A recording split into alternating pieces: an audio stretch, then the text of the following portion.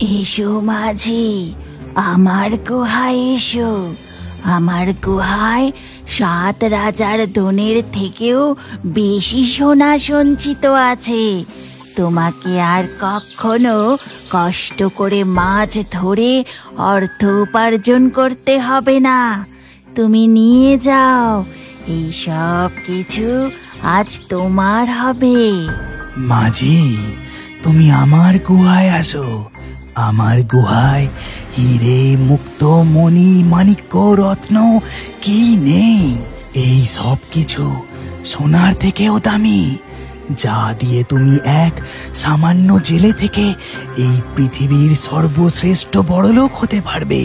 তুমি আমার গুহায় এসো। তুমি আমার গুহায় এসো মাঝি। এই গুহায় তোমার জন্য মাছ ধরার নতুন জাল, নৌকা সব কিছুই আছে, যা দিয়ে তুমি সারা জীবন মাছ ধরতে পারবে। গুহাগুলির অলৌকিক কাহিনী শুনে 3টি মায়াবী গুহার মধ্যে মাঝি কোন গুহায় প্রবেশ করবে ঠিক বুঝে উঠতে পারে না।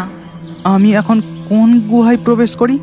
সোনার গুহায় প্রবেশ করলে আমি অনেক সোনা পাবো ঠিক কথা, কিন্তু হীরের গুহায় প্রবেশ করলে আমাকে আর কখনো গরিব জেলে হয়ে জীবন কাটাতে হবে না। আর এই সব কিছু দূর থেকে লুকিয়ে দেখছিল সেই কালনাগ।